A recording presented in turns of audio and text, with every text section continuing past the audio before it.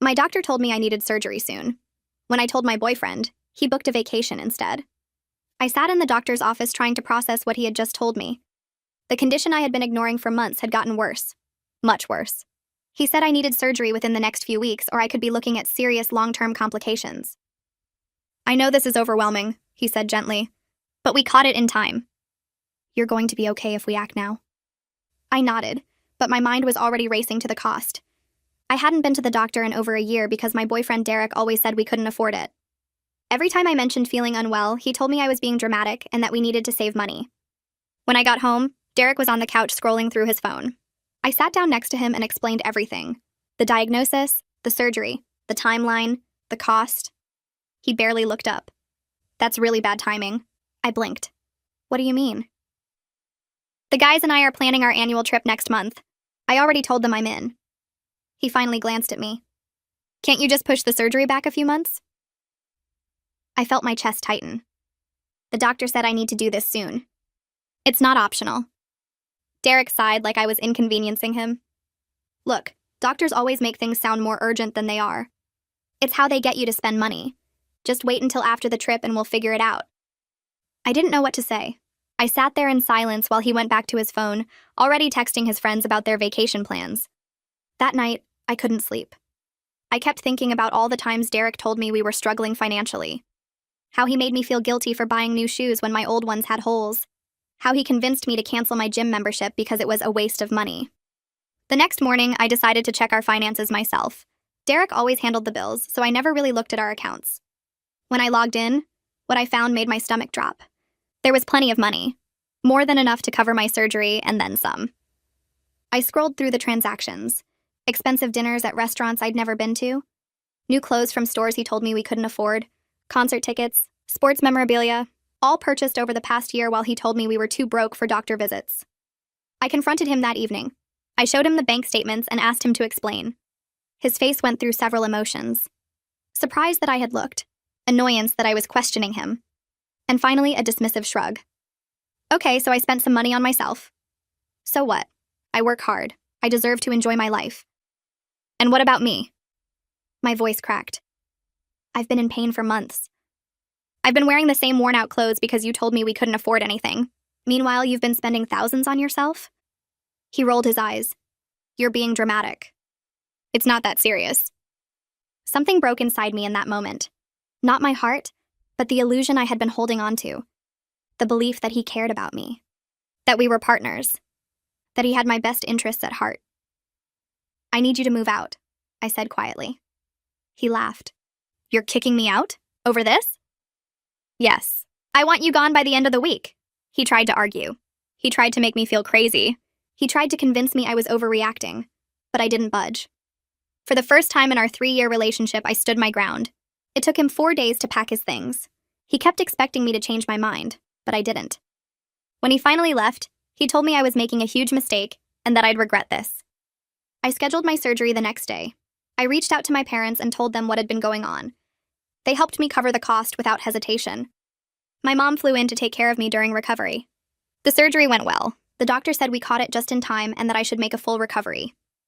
Lying in that hospital bed, I had a lot of time to think. I realized how small Derek had made me feel over the years. How he controlled everything while making me believe I had no options. How I had been so focused on keeping him happy that I neglected my own health and well-being.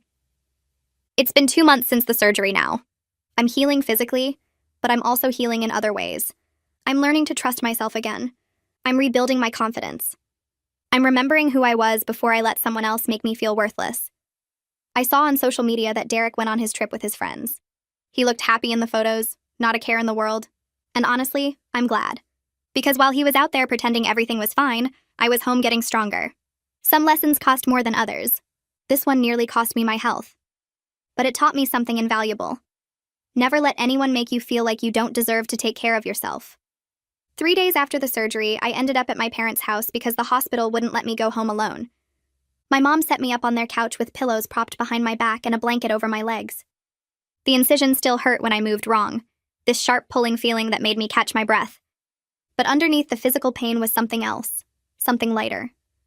I felt like I could breathe deeper than I had in months, maybe years.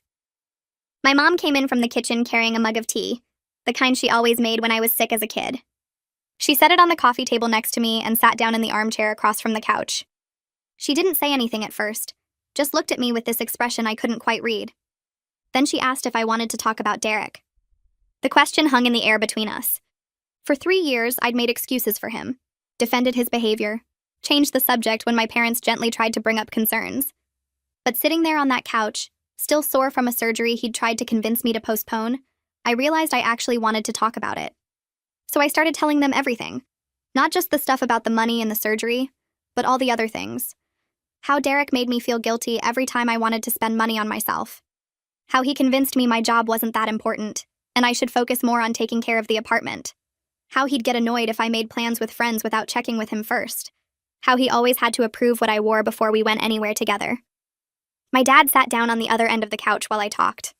He didn't interrupt, just listened with his jaw getting tighter and tighter. My mom started crying quietly, wiping her eyes with a tissue. I kept going, surprised by how much I had to say. I told them about the time Derek threw away my favorite sweater because he said it made me look frumpy. About how he'd criticize my cooking but never help make dinner. About how he made fun of my friends until I stopped inviting them over. About how he always needed to know where I was and who I was with. The words kept coming for hours. Every time I thought I was done, I'd remember something else. Some other small way he'd made me feel less than. When I finally stopped talking, my dad was staring at the floor with his hands clenched into fists. My mom reached over and took my hand.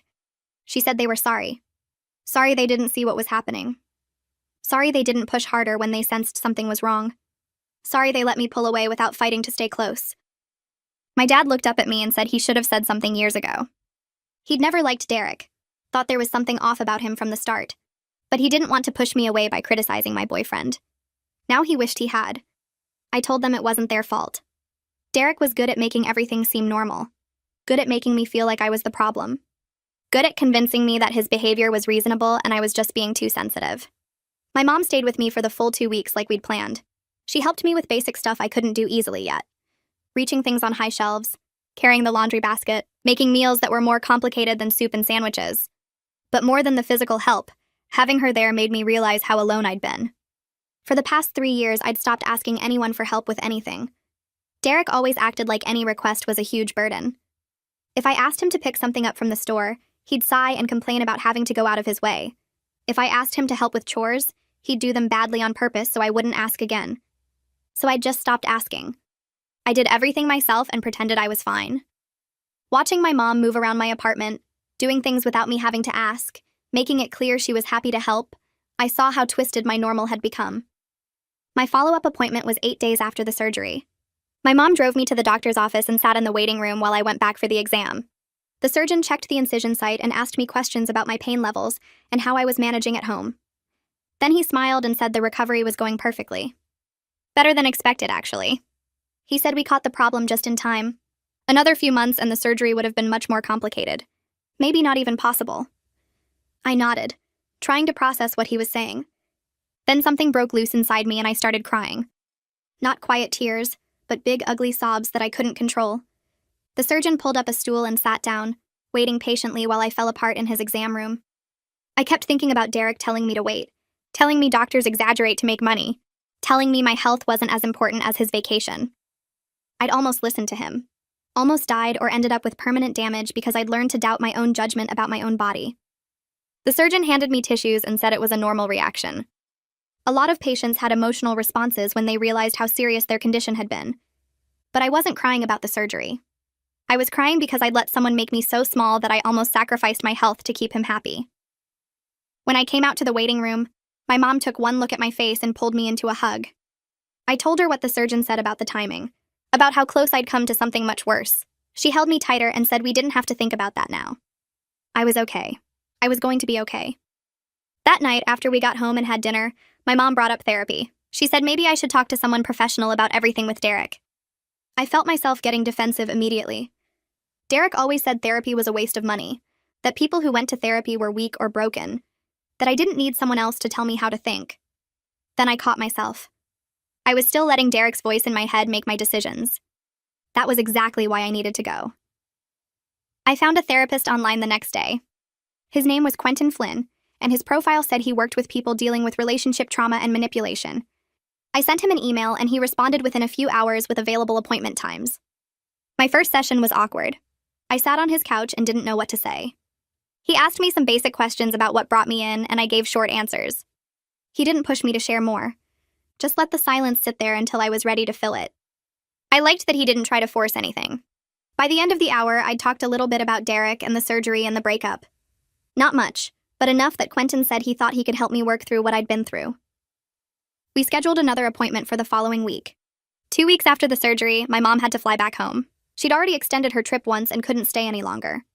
I told her I was fine, that I could handle things on my own now. Physically, that was true. I could shower by myself and make my own meals and do basic tasks around the apartment.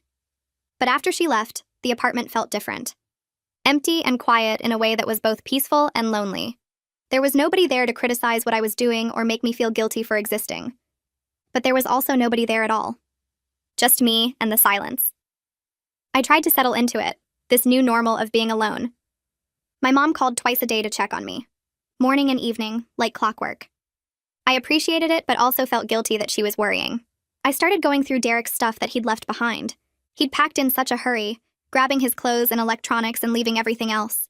His desk still had papers and junk in the drawers. I opened the bottom drawer and found a stack of receipts rubber banded together.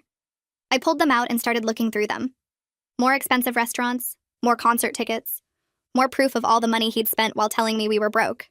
There was a receipt for a watch that cost $800, a receipt for a weekend trip to Atlantic City, a receipt for a leather jacket from some designer store.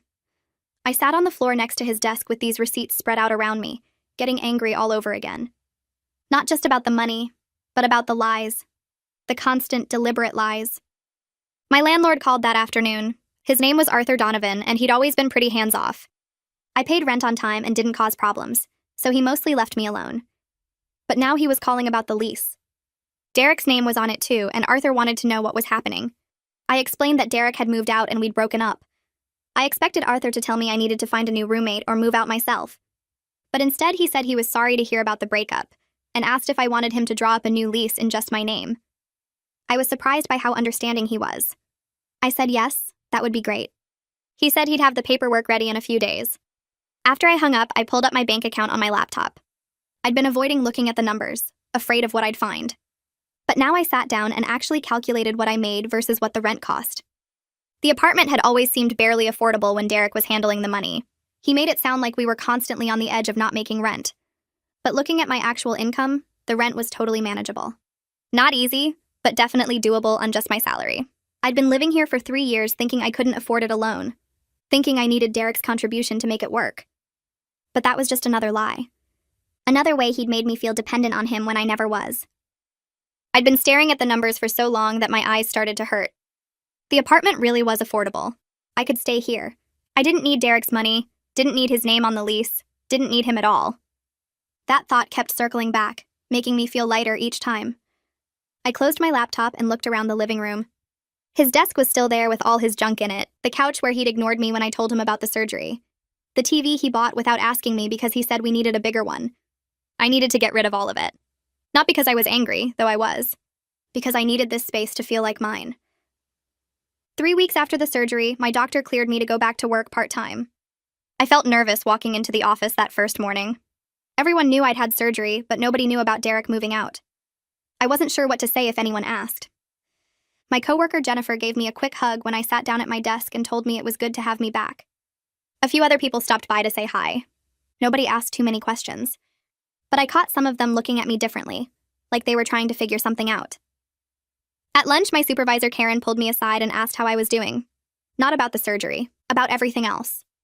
I realized then that people at work had noticed things weren't right with Derek, the way he'd shown up at the office sometimes and acted possessive, how I'd stopped joining everyone for happy hour, the time he called me 12 times during a meeting and I had to step out because he was so angry I hadn't answered. Karen didn't say any of that directly. She just told me she was glad I seemed more relaxed now. I nodded and thanked her, feeling embarrassed that my personal life had been so obvious to everyone around me. The coffee shop near my office became my new routine that week. I'd stop there every morning before work, taking my time instead of rushing like I used to. On Thursday, I was waiting for my order when someone called my name.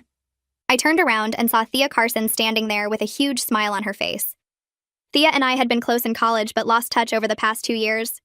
She looked exactly the same, still had that energy that made everyone around her feel happy. She hugged me tight and started asking questions about what I'd been up to. We stood there talking for almost 20 minutes before I realized I was going to be late for work.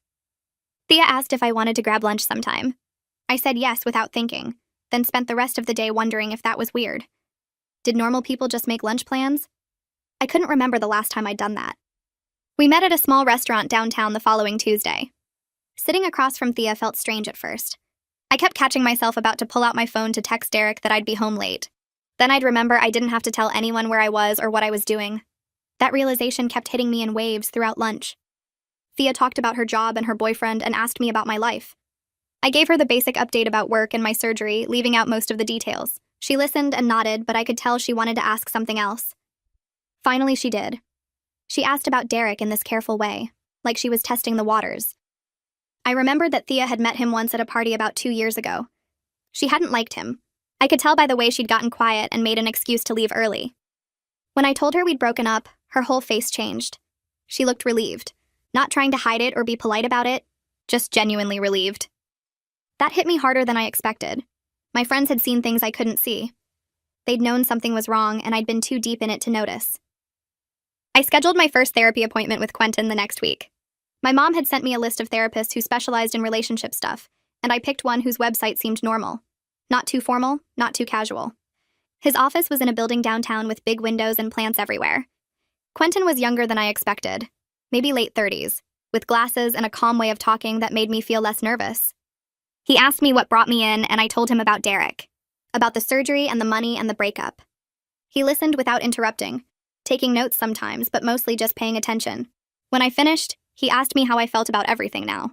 I said I felt relieved but also confused about why I'd stayed so long.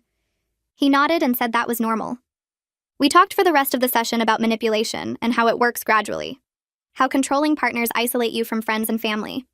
How they make you doubt your own judgment until you can't trust yourself anymore. Everything he said made sense, but also made me feel stupid for not seeing it sooner. He must have noticed because he told me that recognizing these patterns now was the important part. That I was already doing the work by being there. I started seeing Quentin twice a week. The sessions were hard but helpful. During one appointment, he asked me to make a list of things I'd stopped doing because of Derek. I thought it would be a short list, maybe 5 or 6 things. But once I started writing, I couldn't stop. Hobbies I'd quit, friends I'd stopped seeing, family visits I'd skipped, my gym membership, book club, volunteering at the animal shelter, going to concerts, taking art classes, even basic stuff like doctor appointments and haircuts. The list filled up 2 full pages in my notebook.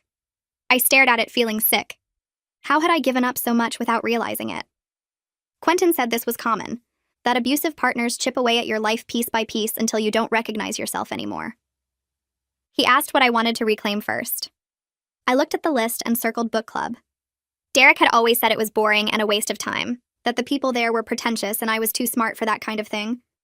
But I'd loved book club. I'd looked forward to it every month. I found the book club's social media page that night. They were reading a mystery novel I'd never heard of. I ordered it online and read the whole thing in 3 days. Then I showed up to the meeting on Thursday evening at the library, feeling nervous and out of place. But when I walked in, everyone welcomed me back like I'd only missed 1 meeting instead of 2 years. Nobody made a big deal about my absence. We just started talking about the book. I'd forgotten how good it felt to have conversations about things that interested me. To share opinions and hear other perspectives. To laugh about plot holes and debate character motivations. Derek had made me feel like my interests were stupid. Like reading was a waste of time when I could be doing something productive. Sitting in that library conference room with 8 other people who loved books as much as I did reminded me that my interests mattered. That I mattered. 4 weeks after the surgery, I went back to work full-time. My body felt strong again. I could walk without getting tired, could lift things without pain, could get through a whole day without needing to rest. I had a follow-up appointment with my surgeon that Friday. He checked everything and said I was healing better than expected. He actually used those words. Better than expected. Then he said something that surprised me. He said reduced stress in my life was probably helping with recovery. That emotional health affected physical health more than people realized. I thought about Derek and how much stress he'd caused. The constant worry about money, the guilt about spending anything on myself, the fear of making him angry. All of that was gone now. My body was healing because I wasn't carrying that weight anymore. On Saturday morning, I woke up to a text from Derek. Just seeing his name on my phone screen made my stomach drop. The message asked if we could talk. Said he wanted to explain some things. That he missed me and thought we could work things out. I stared at the text for a long time, feeling all the old feelings come back. Anxiety about making him angry, guilt about being difficult, fear that maybe I had overreacted. These were exactly the feelings he'd used to control me for 3 years. I knew that logically, but my body still responded the same way. My hands shook. My chest got tight. I put the phone down and didn't respond. Instead, I made a note to bring it up in therapy on Monday. Quentin needed to know Derek was trying to contact me. I needed help figuring out how to handle this without falling back into old patterns. The text sat there unread for the rest of the weekend, making me anxious every time I looked at my phone. But I didn't answer it. That felt like progress. I brought up Derek's text at my next therapy session on Monday. Quentin listened while I explained how seeing his name made me feel. He asked what I wanted to happen, and I said I wanted Derek to leave me alone. We spent the session working on a response that felt right. Something simple and clear that didn't invite more conversation. Quentin helped me write it down on paper first. We went through a few versions until I had something that felt strong without being mean. The message said we had nothing to discuss and asked him not to contact me again. Typing it into my phone made my fingers feel stiff. I kept deleting and retyping the same words. Quentin sat quietly while I worked through it. When I finally hit send, my hands started shaking. But underneath the nerves was something else. A feeling that I'd just done something important for myself. That I'd set a boundary and stuck to it instead of worrying about making Derek comfortable. Derek's response came through an hour later while I was making dinner. The notification made my stomach tighten, but I opened it anyway. The message was long, really long. He said I was being unreasonable and that he just wanted closure. That he deserved a chance to explain himself properly. That I was throwing away 3 years without giving him a fair hearing. I read through it twice and recognized exactly what he was doing. Another manipulation tactic. Making me feel guilty for protecting myself. Making his needs more important than my boundaries. I stared at the message for maybe 5 minutes. Then I went into my phone settings and blocked his number. No response, no explanation, just blocked him and deleted the conversation. It felt easier than I expected. Thea called me the next evening and asked if I wanted to come to a dinner party at her place on Friday. She said it would be small, just a few friends, nothing fancy. My first instinct was to say no, to make up some excuse about being tired or having other plans. That's what I always did with Derek. He hated when I went out without him, so I just stopped accepting invitations. But I caught myself before the excuse came out. I didn't have a reason to say no. I wasn't tired. I didn't have other plans. Derek wasn't around to make me feel bad about it, so I said yes. Thea sounded genuinely happy, which made me realize how many invitations I must have turned down over the past few years. Friday came and I spent way too long picking out what to wear. Everything in my closet felt wrong or old or like something I'd only bought because Derek approved of it. I finally settled on jeans and a sweater that I actually liked. The dinner party was at Thea's apartment across town. When I got there, she introduced me to everyone. Most of them were people she knew from work or her neighborhood. The whole thing felt relaxed and easy. People talked and laughed without any weird tension or drama. We ate pasta and salad at her dining table, and the conversation moved from work stories to travel plans to a debate about which streaming service had the best shows. I met Thea's mom, Rita, during dessert. She'd stopped by to drop off some books and ended up staying for coffee. Rita was a family therapist, though she didn't make a big deal about it. We were all talking about making decisions when she said something that stuck with me. She said the most important thing anyone can do is learn to trust themselves. That when you stop trusting your own judgment, you give other people control over your life. She wasn't talking to me specifically, didn't know anything about my situation, but the words hit me hard. I thought about all the times I'd doubted myself because Derek told me I was wrong. All the times I'd ignored my own feelings because he said I was being dramatic. The next morning, I decided to look at my finances more carefully. I'd been avoiding it since Derek left, just paying bills and trying not to think too hard about money. But something Rita said made me want to understand the full picture. I logged into our old joint account, the one I'd closed after the breakup, and started going through old statements more carefully. That's when I found it. Transfers to another account I didn't recognize. Small amounts at first, then bigger ones. Hundreds of dollars at a time going somewhere I couldn't track. I spent 2 hours digging through records and finally figured out Derek had opened a separate account in just his name. He'd been moving money there for over a year. Money from both our paychecks. Money I thought was going toward bills and savings. The total came to almost $8,000. $8,000 he'd hidden from me while telling me we couldn't afford doctor visits or new clothes. The betrayal went so much deeper than I'd realized. It wasn't just that he spent money on himself. He'd actively hidden money from me, created a secret account, and lied about our financial situation for months. I needed to know if I could do anything about it legally. On Monday, I called a lawyer whose number Thea had given me. She did a free consultation and listened to everything I explained: the hidden account, the lies about money, the way he'd controlled our finances while spending on himself. She was sympathetic but realistic. She said it would be hard to prove financial manipulation in a relationship where we weren't married, that the money had technically been in a joint account before he transferred it, even if I didn't know about the transfers. That pursuing it legally would probably cost more in lawyer fees than I'd recover.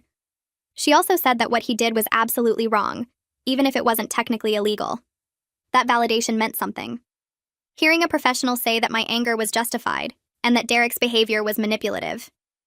Even if I couldn't do anything about it legally, at least I knew I wasn't crazy for feeling betrayed. 6 weeks after the surgery, I had my final follow-up appointment. The surgeon checked everything and said I was completely healed. No restrictions, no limitations. Back to normal. I felt so good physically that I wanted to celebrate somehow. On my way home from the appointment, I stopped at the park near my apartment. I used to go there all the time before I met Derek. I'd walk the trails or sit by the pond and read, but Derek never wanted to go with me. He said parks were boring and there was no point in walking around outside when we could just stay home. So I stopped going. I walked the full trail that afternoon, taking my time and enjoying the fresh air. My body felt strong. My lungs felt clear. I could move without pain or tiredness. It felt like reclaiming something I'd lost. Something simple that Derek had taken from me just by making it not worth the hassle. That evening, I called my brother. We hadn't talked much in the past year, maybe longer. I'd pulled away from him during my relationship with Derek without really meaning to. When he answered, there was this careful tone in his voice, like he wasn't sure if I wanted to actually talk or was just checking in out of obligation. I apologized for being distant. He was quiet for a moment, then admitted he'd tried to talk to me about Derek once. About a year ago. He'd said he had some concerns about how Derek treated me. I'd shut him down hard, told him he didn't understand our relationship and to mind his own business. He said he'd backed off because he didn't want to push me away completely. Hearing that made me feel terrible. My brother had seen what was happening and I'd refused to listen. I apologized again and meant it this time. My brother's voice changed after that, got lighter and more excited. He said he had news. His wife was pregnant. They'd found out a few weeks ago but hadn't told many people yet. I was going to be an aunt. The baby was due in 6 months. I felt this rush of happiness mixed with regret. I'd almost missed this. If I'd stayed with Derek, if I'd kept prioritizing his needs and moods, I probably wouldn't have been present for any of it. Wouldn't have been someone my brother felt comfortable sharing good news with. The thought of missing out on my nephew or niece's life because I was too consumed by Derek's drama made me feel sick. I decided to start making the apartment feel like mine instead of ours. The bedroom still had the paint color Derek had picked. This dark gray that he said looked modern, but just made the room feel cave-like. I went to the hardware store and bought paint in a soft blue-green color I'd always loved. Spent the whole weekend painting over that gray. The room looked completely different when I finished. Brighter, more open, more like me. I bought new throw pillows too. Ones with patterns I actually liked instead of the solid colors Derek insisted on because anything else was too busy. Every small change made the space feel more like home. Like I was building something that was actually mine. I met Thea at the coffee shop the next Tuesday, and she asked how I was feeling physically. I told her I was completely back to normal, no restrictions at all. She grinned and said she'd been thinking about me. Her gym was running a promotion for new members and she thought I should join her. I felt that familiar tightness in my chest, the automatic no forming on my lips. Then I caught myself. I could afford a gym membership now. I could afford things that made me happy. I told her I'd think about it and she pulled out her phone to show me the schedule of classes. There were yoga sessions and strength training and even a swimming pool. I signed up that afternoon. The first day at the gym was rough. I changed into workout clothes that felt too tight after months of not exercising. The physical therapist who'd been working with me post-surgery was there doing his final clearance check. He walked me through a modified routine, lighter weights, and shorter sessions to start. My arms shook lifting weights that would have been easy before. My legs burned after 10 minutes on the bike, but he said I was doing great for someone just cleared from surgery. He wrote out a plan for me to follow over the next few weeks, gradually building back up. Walking out of there, sweaty and tired, I felt something I hadn't felt in a long time. Strong. Not physically yet, but mentally. Like I was rebuilding myself piece by piece. That night, I was scrolling through my phone when a message request popped up on Instagram. Derek. My stomach dropped. I'd blocked his number but forgot about social media. The message preview showed he wanted to talk, needed to explain things. My hands started shaking. Then I stopped. I wasn't scared. I was annoyed. Annoyed that he thought he could just reach out whenever he wanted. Annoyed that he assumed I'd want to hear from him. I blocked him on Instagram. Then I went through and blocked him on Facebook, Twitter, every platform I could think of. Each block felt like closing a door. By the time I finished, I wasn't shaking anymore. I brought it up in therapy the next week. Quentin asked me how I felt when I saw Derek's message. I described the initial fear, then the annoyance. He leaned back in his chair and smiled a little. He said my responses were changing. A month ago, I would have felt guilty and anxious. Now I was feeling irritated and indifferent. That was healthy detachment. That was progress. He said healing wasn't linear, but I was definitely moving in the right direction. I left that session feeling lighter, like I was shedding something heavy I'd been carrying around. The email came on a Thursday. My company's annual holiday party was in 2 weeks and everyone was invited. I stared at the invitation for a long time. Last year, Derek had gone with me and made the whole night miserable.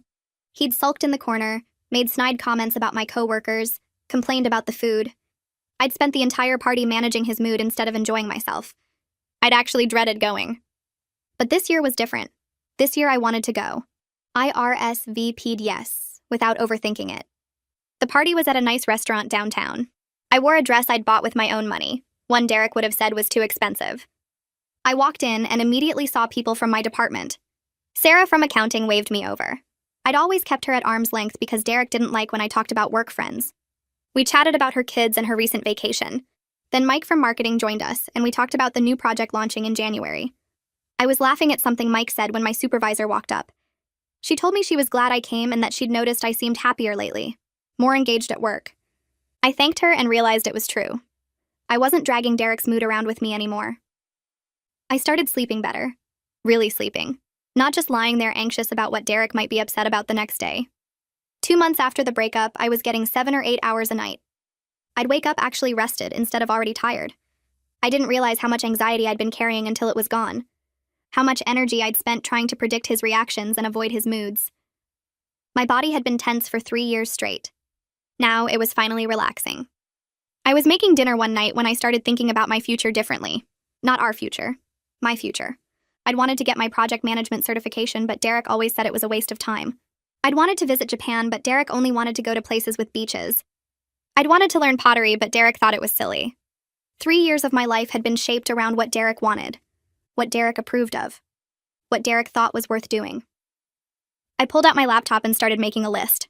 Real goals, things I actually wanted to do. Thea and I fell back into a rhythm. Coffee every Wednesday morning before work. Texting throughout the week about random stuff. She told me one day that she was glad I was back to being myself, that she'd missed me over the past few years. I asked what she meant, and she said I'd changed when I was with Derek. Gotten quieter, less confident, always checking my phone like I was worried about something. She said it was good to see me relaxed again. Her words stuck with me for days. I hadn't realized how much I'd changed to accommodate him. I decided to treat myself. I looked up one of the restaurants Derek had gone to without me, one of the expensive ones from the bank statements. I made a reservation for one. The host looked surprised when I said it was just me, but showed me to a table by the window. I ordered the steak Derek had probably ordered. It was good, but not amazing. The atmosphere was nice, but not special. I realized Derek hadn't been spending money on quality experiences. He'd been spending money on expensive ones just to feel important, to feel like he was someone who could afford these things. I paid the bill without flinching. It was my money. I could spend it on whatever I wanted, even if it was just to prove a point to myself. My parents arrived on a Friday afternoon, and I watched my dad carry in grocery bags while my mom hugged me tight in the doorway. They looked around the apartment with careful eyes, taking in the changes I'd made since Derek left. My mom touched the new throw pillows on the couch and smiled. We ordered pizza that night and sat around the living room talking about nothing important at first. Then my dad set down his plate and looked at me. He said he never liked Derek much, tried to keep it to himself for my sake. My mom nodded and admitted she'd been worried about me for over a year. She said I'd stopped calling as much, stopped visiting, stopped being myself. I felt my throat get tight hearing this. They both said they were relieved to see me doing so well now. We spent Saturday morning at a farmer's market, something I used to love but hadn't done in years because Derek thought it was boring. My dad bought too many apples and my mom found homemade jam she wanted to try. Simple stuff that felt good. That evening, they took me out to dinner at a nice restaurant. My mom kept reaching across the table to squeeze my hand. Before they left on Sunday, my dad slipped me some cash even though I told him I didn't need it. He said to use it for something fun, something just for me. The following Saturday night hit different. I was home alone on the couch, scrolling through streaming options, and suddenly felt the weight of the quiet. This was the time Derek would have been here, even if he'd been on his phone ignoring me. Even bad company had been company. I sat there feeling sorry for myself for about 10 minutes before I grabbed my phone and called Thea. She answered on the second ring, and I asked if she was busy. She said she'd be over in 20 minutes and to not move. She showed up with 2 bottles of wine and a bag of snacks. We settled onto the couch and she asked what we were watching. I told her I didn't care, just needed someone there. She understood without me having to explain more. We ended up watching some comedy neither of us had seen before, making comments about the plot holes and laughing at the bad acting. Thea refilled our glasses and talked about her week at work. I talked about mine. Normal friend stuff I'd been missing for years. Around midnight, she asked if I wanted her to stay over. I said no, I was good now. Just needed to get out of my own head. She hugged me at the door and told me to call anytime, even if it was 3 in the morning. In my next session with Quentin, I brought up the Saturday night loneliness. He listened while I explained how strange it felt to miss Derek's presence even though the relationship had been terrible.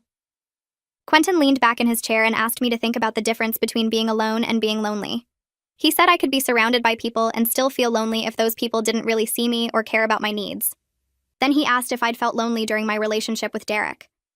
The question stopped me. I thought about all those nights sitting next to him while he scrolled through his phone. All those times I tried to talk to him about something important and got dismissed. All those moments when I needed support and got criticism instead. I realized I'd been incredibly lonely for 3 years straight, just hadn't named it that way.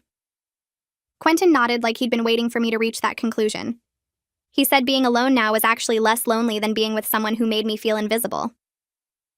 The session ended, but I kept thinking about that for days. On Monday afternoon, my supervisor called me into her office. My stomach dropped with old anxiety, expecting bad news. Instead, she told me they were giving me a small promotion with a raise. My first reaction was pure excitement. I actually smiled before my brain caught up. Then I realized what was different. I wasn't immediately worried about how Derek would react to my success.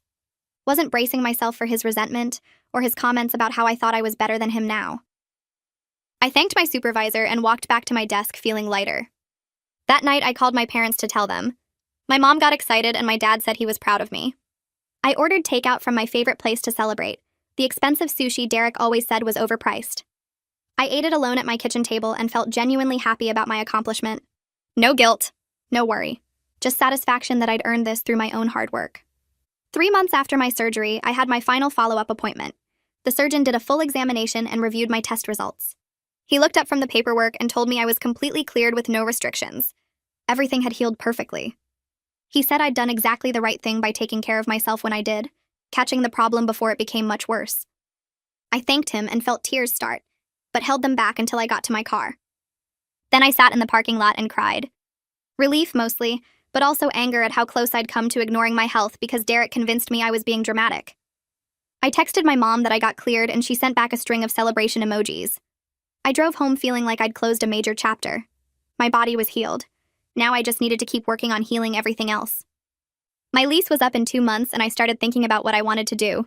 Arthur had been a great landlord and the apartment was fine, but it was still the place I'd lived with Derek. His presence was in every room even though he'd been gone for months. I wanted something that was completely mine, a place he'd never been. I started looking at listings online during my lunch breaks. Most were too expensive or in neighborhoods I didn't like. Then I found a 1-bedroom in an area I'd always wanted to live in. It had good reviews and the rent was actually less than what I was paying now. I scheduled a viewing for that weekend. Walking through it felt right immediately. The space was smaller than my current place but brighter, with big windows that let in tons of natural light. The kitchen was updated and there was a small balcony overlooking a quiet street. The landlord seemed normal and professional. I asked about the lease terms and application process. He said he had 2 other people interested but would let me know by Wednesday. I left feeling hopeful, but trying not to get too attached to the idea. On Tuesday, the landlord called and said the apartment was mine if I wanted it. The other applicants had backed out. I said yes without hesitating. We arranged to meet that Friday to sign the lease. Sitting in his office with the paperwork in front of me felt huge.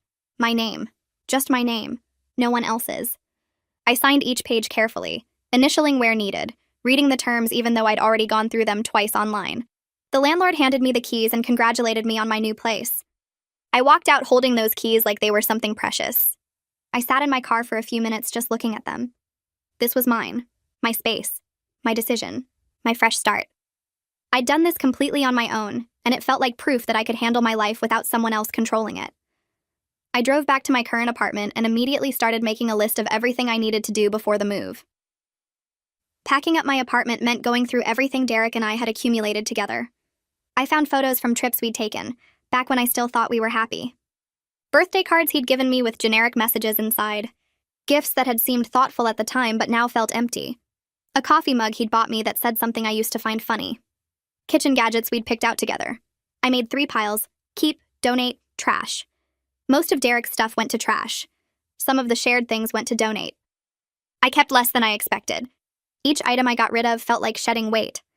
Some of it made me sad, thinking about who I'd been when we bought these things or took these photos. But mostly I felt relieved. That version of my life was over. I was packing it away and moving forward.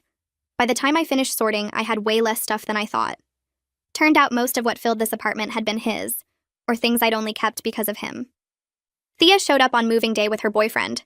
I'd met him a few times and he seemed nice enough, but watching them work together that day showed me something new. They communicated without tension. When he suggested a better way to carry the couch, she agreed easily.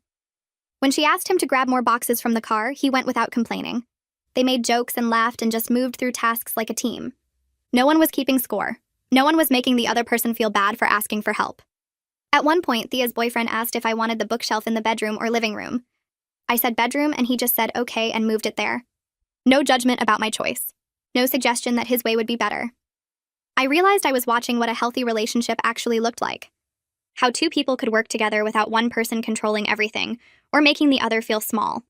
It was so simple but so different from what I'd known with Derek. By the time we finished unloading everything, I felt grateful not just for their help, but for seeing what I should look for if I ever dated again. My new apartment was smaller, but it felt like mine in a way the old place never had. Big windows in the living room let in morning light. The bedroom was cozy with space for my bed and dresser and nothing else. I arranged furniture exactly where I wanted it. Put my bookshelf against the wall I liked best. Hung my favorite artwork without compromising. Set up my kitchen the way that made sense to me. Every choice was mine alone. No one questioned my decisions or suggested their way was better. I bought a new plant for the windowsill and a rug I'd been wanting for months. Small things that made the space feel personal. That first night I ordered dinner and ate it sitting on my couch looking around at my apartment. My space, my rules, my life. Everything in this place was here because I chose it. The freedom of that hit me hard. I'd spent 3 years making every decision based on what Derek would think or say or want. Now I was making decisions based only on what I wanted. It felt strange and wonderful and a little scary, but mostly it felt right. I planned the housewarming dinner for a Friday night, 3 weeks after moving in. Thea showed up first with wine and a potted plant for the kitchen window. My brother and his wife arrived next and she looked so pregnant now, like she might pop any second. A few other friends from work came too, people I'd reconnected with over the past months. Everyone brought food or drinks and the apartment filled up fast with voices and movement. Thea's boyfriend helped set up the makeshift bar on my kitchen counter while my brother tried to figure out my sound system for music. I stood in the middle of it all watching people laugh and talk and move around my space, and something settled in my chest. This was my place. These were my people. Nobody here made me feel small or wrong or like I was asking for too much. My brother cornered me in the kitchen while I was getting more ice. He told me how good I looked, how different from the last time he'd seen me before the surgery. I thanked him and he said he was proud of me for leaving Derek, for choosing myself. His wife called him back to the living room and I stayed there for a minute just breathing, taking it in. The dinner went late into the night with everyone squeezed onto my couch and floor eating takeout and telling stories. When people finally started leaving, they all hugged me and said we needed to do this again soon. After everyone left, I cleaned up the plates and cups and found myself smiling at the mess, at the proof that my apartment had been full of life and warmth. A few days later, I was scrolling through social media during my lunch break when I saw it. Derek had posted a photo with his arm around someone new. She looked young and happy, smiling at the camera while he kissed her cheek. The caption was something about new beginnings and fresh starts. My stomach dropped for a second, that automatic response to seeing your ex moved on. But then I looked at her face again, really looked at it, and all I felt was sorry for her. She had no idea what she was getting into. The lies, the control, the way he'd make her feel crazy for having normal needs. I hoped she'd figure it out faster than I did. I hoped someone in her life would notice the signs and say something. I closed the app and went back to work, pushing the image out of my mind. He wasn't my problem anymore. She wasn't my responsibility. I'd tried to warn the next person once in my life, and learned that people have to figure these things out themselves. My therapy session that week felt different from the start. Quentin asked his usual questions about how I was doing, and I had actual good things to report. The housewarming party, reconnecting with friends, feeling settled in my new place. He listened and nodded and then said something that surprised me. He thought we could move to monthly sessions instead of weekly. I just stared at him for a second, not sure how to process that. He explained that I was doing really well, that I'd made huge progress in recognizing manipulation patterns and rebuilding my confidence.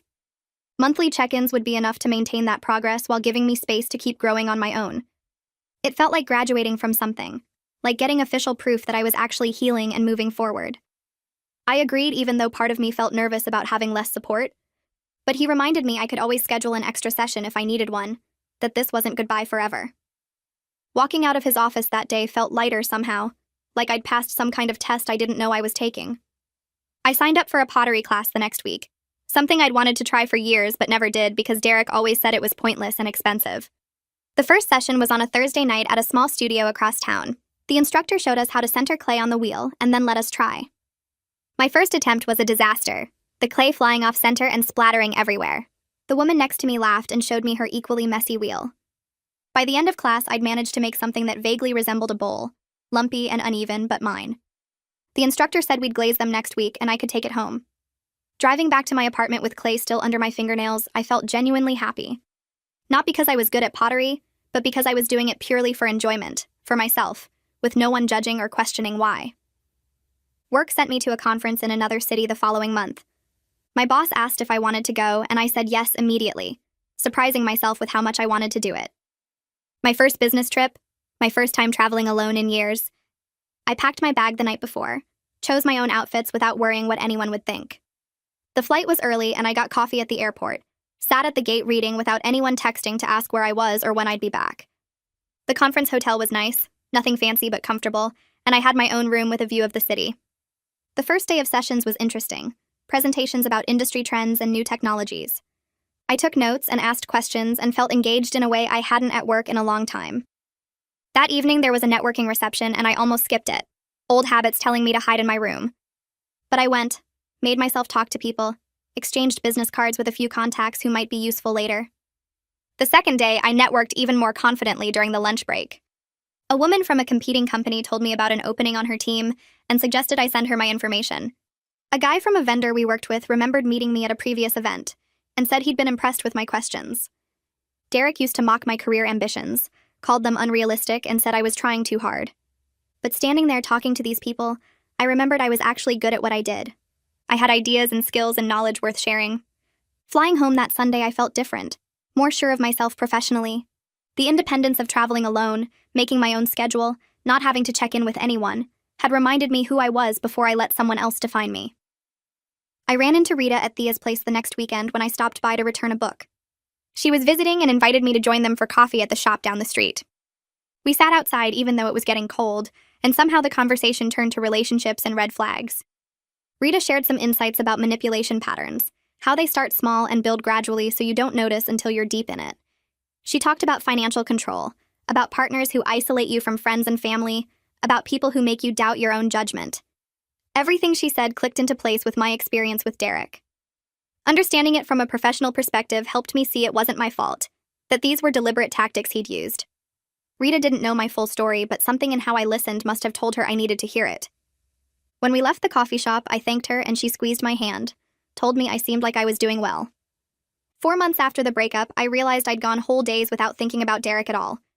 I was at work focused on a project when it hit me that I couldn't remember the last time he'd crossed my mind. He was becoming a memory instead of a constant presence in my thoughts. The anger had faded. The hurt had dulled. What was left was just relief that it was over and gratitude that I'd gotten out. I still had moments where something reminded me of him, a song or a restaurant or a phrase someone used.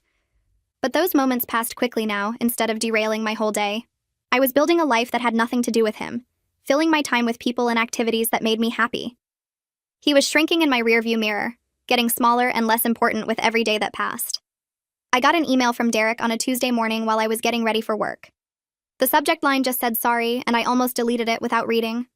But curiosity won, and I opened it. He'd written several paragraphs about how he'd been thinking about our relationship, how he realized he'd treated me badly, how he was in therapy now working on himself. He said he hoped I was doing well, and that he was genuinely sorry for the pain he'd caused. I read it twice, waiting to feel something. Anger, maybe, or satisfaction that he was finally admitting fault, or the urge to respond and tell him exactly how much he'd hurt me. But I felt nothing. The words on the screen were just words, empty and meaningless because they came too late, and from someone whose opinion didn't matter to me anymore. I deleted the email and finished getting ready for work. Didn't respond, didn't save it, didn't think about it again until days later when I realized I'd completely moved on with my day, without letting it affect me. My brother called me at work on a Thursday afternoon, his voice shaking with excitement. The baby was coming, his wife was in labor, they were at the hospital. I told my boss I had to leave and drove straight there, my hands tight on the wheel. Hours passed in the waiting room with my parents who'd driven in from out of town. Finally, my brother came out and said we could come meet his son. I walked into that hospital room and saw my sister-in-law holding this tiny, perfect baby, and my brother had tears running down his face. He handed me my nephew and I held him carefully, this little person who was part of my family. Looking at his small face, I felt grateful I was present and healthy for this moment. I almost missed this because I was too afraid to prioritize my own health, too convinced by Derek that my needs didn't matter. But I'd chosen myself, fought for myself, and now I was here holding my nephew with my whole family around me. My mom put her hand on my shoulder and we all just stood there together, welcoming this new life into the world. My parents came over for dinner on a Friday night, bringing takeout from the Italian place we all loved. We sat around my small dining table in the new apartment, and the conversation flowed easily in a way it hadn't during those years with Derek. My dad looked at me over his pasta and said he was proud of how I'd handled everything. The words made my chest feel warm. My mom reached over and squeezed my hand, adding that leaving Derek was the bravest thing I'd ever done. For the first time, I actually believed them instead of brushing off the compliment or making excuses. I sat there looking at my apartment, my parents, the life I'd built in just 6 months and barely recognized any of it. The woman who sat in that doctor's office terrified and trapped felt like a different person entirely. I had my health back, completely recovered from surgery with no complications. I had my independence, living in a space that was entirely mine with nobody controlling my choices or money. I had genuine friendships with people like Thea who actually cared about my well-being. Work was going well, better than it had in years now that I wasn't constantly stressed and distracted. Most importantly, I trusted myself again. I trusted my judgment, my decisions, my ability to know what was right for me. That trust had been the hardest thing to rebuild, but it was finally solid underneath me. After my parents left, I sat on my couch with my laptop and opened the travel website I'd been looking at all week. Thea and I were planning a trip for next month, somewhere I'd always wanted to go, but Derek had always shot down as too expensive or impractical. I found the flights, checked the dates one more time, and clicked the purchase button. Watching the confirmation screen load, I thought about everything this whole experience had taught me. Taking care of yourself isn't selfish. It's essential. Prioritizing your health and happiness isn't dramatic or unreasonable. It's necessary. I almost lost everything because I let someone convince me otherwise, but I'd never forget that lesson again.